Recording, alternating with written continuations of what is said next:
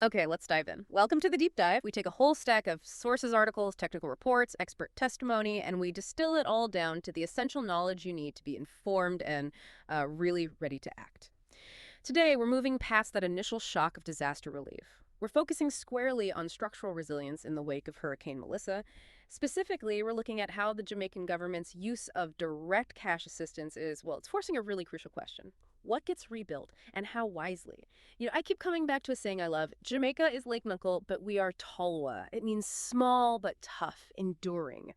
And that spirit is undeniable. But here's the reality check our sources are demanding. Toughness alone, it just doesn't stop a modern Category 4 storm. What saves homes is preparation, sound judgment, and, the honest technical application of knowledge. That's the mission right there. This deep dive, it has to be a grounded, technical, and just an honest conversation. When that cash grant lands in a householder's hands, that's a pivotal moment. It's placing trust, but also a huge amount of responsibility on them to prioritize what are, very limited resources. And the fundamental shift here is this. Observers noted it again and again. When money is scarce, every single dollar has to maximize protection. So this recovery, it's not about putting things back the way they were. No. It's about building to a new, higher standard because the climate reality has changed. If you just rebuild the old way, you're almost guaranteeing you'll pay for that same mistake twice. Okay, let's unpack that new climate reality first, because Jamaica's always had storms. We're used to them. What exactly has changed about these storms? It's not just their presence, it's their behavior. Observers noted some really significant and frankly worrying changes during Melissa. First, the increased intensity. It's simple physics. Warmer seas or more powerful fuel tanks. Second, way heavier rainfall. These systems are just dumping so much more water than the existing infrastructure was ever designed for. You mean the drains, the gullies? The drains, the gullies, the culverts, all of it. And the third factor, and this is the one that really jumped out at me from the reports, is that they linger. They just sit there longer. That is the critical piece for structural integrity. In the past, you might have had, a few hours of peak wind stress as the eye went by. Now these modern storms, they slow down. Sometimes they just sit off the coast, generating these prolonged periods of just punishing wind and torrential rain. So if older storms just kind of passed over, what does this new lingering behavior mean for the buildings? It means the wind is no longer just a strong gust. The sources describe it as actively probing, lifting, twisting, and exploiting weaknesses. Like it's testing the building. It is an engineering test over a very sustained period. Imagine a tiny, almost imperceptible gap where the roof meets the wall. A quick 90-second gust might not find it, but 4 hours of sustained, intense pressure, it will find it. And once the wind finds that gap, it turns the entire roof system into an aerodynamic sail. That is a powerful visual, turning the roof into a sail. Precisely. And that's why rebuilding the way it was before is it's structurally inadequate. Mhm. Hurricane Melissa didn't create new flaws. Right. It brutally exposed the predictable failure points that were just waiting for this kind of stress test. And those failure points are exactly where those limited cash grant funds have to go. And this is where it gets into the real core of the structure. I mean, if there's one consistent truth after every hurricane, it is that the roof tells the entire story of the house. Why is this one component the absolute #1 priority for any repair funds? Because the second the roof is breached, the battle is over. It's game over. Completely. The chain of failure is immediate, and it's catastrophic. We think about the visible loss, the furniture, electronics. But the sources, they really noted the emotional toll. Walls get waterlogged, wiring shorts out, and one source even used the phrase, the household's dignity is lost. Your rebuilding has to start there. Not with new furniture, not a coat of paint. It starts with a secure structure over your head. The structural reports hit on a really major misunderstanding here. People tend to focus on the material. Is it zinc sheeting? Is it tile? Is it concrete? But the sources argue that's secondary. It's about the connections. That is the engineering truth the storm always exposes. And that's where the cash grant has to be spent first. A roof doesn't lift because the sheet metal is weak. It lifts because it's not properly tied down. We have to talk about load transfer. Okay, let's do a technical deep dive for the listener. We keep hearing these terms: rafters, trusses, hurricane straps, ring beams.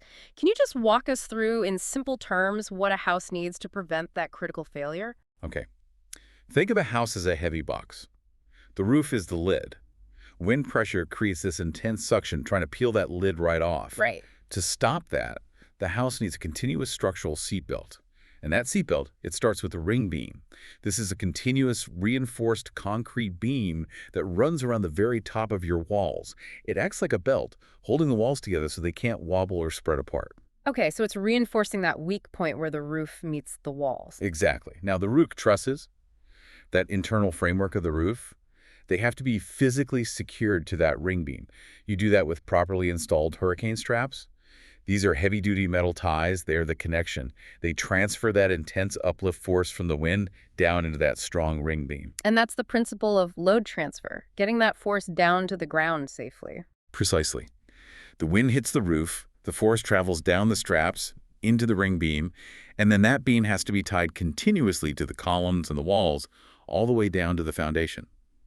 If that path is broken anywhere, if a strap is nailed on wrong, if the beam isn't continuous, if the screws are too small, that spot becomes the point of failure. It's a chain. It's a chain, and the house fails at its weakest link. And that failure just spreads like wildfire. The reports really stress that these tiny details, the quality of the fasteners, the spacing of the screws, the size of the overhangs, those are often the things sacrificed to save a few dollars in the first place. And that temporary saving leads to a total loss. It's a false economy.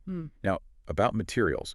The sources do acknowledge that, properly engineered reinforced concrete roofs offer much greater resilience, especially in highly exposed locations like on hilltops or right on the coastline where the wind pressure is just maximized. But you're emphasizing engineered. Concrete isn't some kind of magic bullet, right? Not at all. A concrete roof has to have the correct steel reinforcement that ties into the walls. It needs adequate time to cure and strengthen. If the mix is weak or the connection points are bad, a concrete roof can fail just as catastrophically, but with much heavier, deadlier debris. It's why Dean Jones, the resilience expert quoted in the sources, said something that is really the central insight of this whole dive. He said, a roof isn't just something that keeps the rain out, it's a structural system.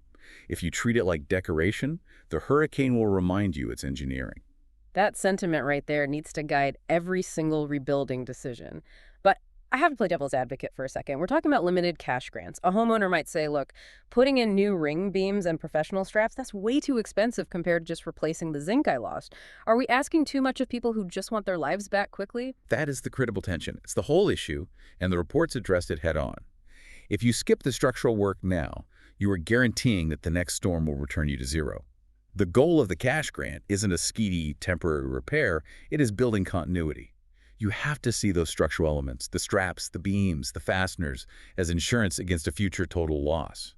That $500 you spend on connections today prevents a $50,000 loss later. The math is just relentless. That makes the priority crystal clear. Okay, let's move down the structure. If the roof holds, the walls are the next line of defense. Cracked walls. They're so often just patched up, painted over. What do the technical reports say those cracks are really signaling? They are not cosmetic flaws. They are structural injury reports. They're a sign that immense racking, twisting forces have traveled through that structure in ways it was never designed to handle. So patching it just hides the evidence. You're just masking the problem. The structural integrity has been compromised. The next storm will find that weak point and turn a crack into a total wall collapse. So the good rebuilding, the resilient work, it's often invisible when it's done. It's the steel reinforcement continuing uninterrupted from the foundation all the way up to that ring beam. It's making sure columns are aligned and tied in. Exactly. You're investing in the internal resistance. And while the walls carry the load, we have to focus on the most vulnerable points.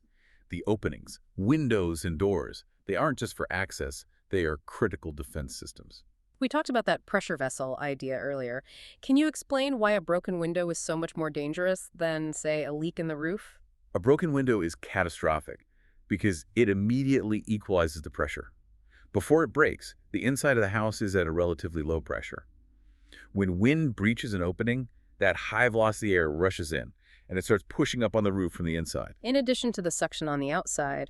In addition to the vacuum suction happening on the outside, it effectively doubles the force that's trying to tear the roof off. It's like when a fire gets a rush of oxygen. Once that wind gets inside, the uplift it increases exponentially, and that leads to a rapid, total roof failure. That's a huge incentive to prioritize openings. So what kind of defense solutions do the sources say are actually practical for people with limited funds? The reports strongly favor functional, properly installed shutters. They're cheaper than hurricane-rated glass, and they offer really reliable protection if they're secured early. And another thing, for high-risk windward sides of a house, people should reconsider unnecessary openings. You mean just close them up for good? Sometimes, yes. The report suggested that permanently closing and structurally reinforcing a window on the side that takes the brunt of the weather year after year can be the safest possible decision. Jones observed that homeowners who skip these details often paid for the same mistake twice after Melissa. That phrase, paying twice, is such a powerful, painful lesson. It really drives home this idea that temporary savings lead to permanent vulnerability. The storm calculates the real cost of weak decisions for you. And speaking of calculated costs, let's shift from wind to water, flooding. If a home flooded during Hurricane Melissa, that water line is a permanent physical warning. It is not an accident. It is a predictable event. So what are the necessary steps in rebuilding to acknowledge that warning? The first rule is you have to rebuild with memory, not with forgetfulness. If a house flooded, the first thing you do is raise all critical electrical systems. Outlets, junction boxes. Outlets, junction boxes, breaker panels, everything. Get them above that established flood level. Second, the materials you use on lower levels have to be chosen for their moisture tolerance. Forget standard drywall. Forget cheap particle board. Use materials that can get soaked and then dry out without collapsing or creating a massive mold problem. And, crucially, you cannot rush the drying process. Walls have to dry fully before they're sealed up, or you just compound the damage with hidden rot and, serious health hazards. And flooding isn't just about the structure, it's about the landscape around it. Improving drainage paths is non-negotiable, isn't it? Absolutely. Redirecting runoff, clearing out gullies, making sure water flows away from your foundation. That's often low-cost, high-impact resilience work that homeowners can manage themselves. Which brings us right back to financial reality. When that cash assistance is finite, wisdom is all in the prioritization. If you are standing in front of your partially destroyed house with a grant in your hand, what is the iron rule for spending? Structural work must always come before finishes. That is the cornerstone of the advice from Dean Jones and all the technical reports. Do not spend limited money on paint or flooring or, aesthetic fixes when your ring beams need reinforcing and your rafters need straps. Resilience is your first priority. It's your only priority. So what are some practical, actionable tips the sources give for minimizing costs while still maximizing that structural impact, especially for people who aren't engineers? Two things immediately stand out. First, efficiency of scale. It matters. And that requires a lot of critical self-assessment from the homeowner, which kind of touches on that humility we mentioned at the start, knowing when you can do it yourself and when it is genuinely unsafe and you need an expert. It's the difference between replacing a sheet of zinc and tying a new roof structure into a concrete frame. The reports are clear on this. If the work involves load-bearing elements or continuous steel reinforcement or specialized welding, you need certified expertise. Taking a risk there is a risk of total future collapse. As Jones puts it, and this really summarizes the whole investment philosophy, every dollar you spend strengthening your house is a dollar you don't have to spend recovering from the next storm. So what does all this mean for the big picture? We started with the spirit of being talwa enduring, and it seems the final non-technical lesson from all these sources is the need to blend that endurance with a real sense of humility in the face of nature. Yes, humility, because nature does not negotiate. Jamaica is a patchwork. It's a complex mix of microclimates, different elevations, specific soil types, distinct wind behaviors. So what works for a sheltered inland home might be completely disastrous for a coastal one. There isn't a single universal blueprint. The engineering principles that have to be applied with care and with specific thought for the environment your house actually sits in. Because the storm doesn't respect tradition. It doesn't respect good intentions. It only responds to physics. And if you build against physics, physics always wins. The old way of living, always managing minor problems, delaying repairs, that's just not sustainable anymore. The climate has permanently changed. The margin for error is narrowed to basically zero. That weak roof you thought was still holding, it is now a point of guaranteed failure in the next storm. This government support provides an incredible opportunity. It's a choice, not just to repair damage, but to fundamentally build smarter than before. Resilience, as we've seen, it isn't luck. It's about judgment. It's about preparation made early enough to actually matter. It's about transforming endurance into continuity for the next generation. That's it. We are talwa, not because we ignore the risk or defy the weather. It's because we learn, we adapt, And we build with engineering principles in mind. That is how we ensure continuity. So if that water line or that crack in your wall is truly a warning, what specific structural decision are you postponing right now that the next inevitable storm is going to expose? Think about where your limited resources need to go to secure your future. Thank you for diving deep with us.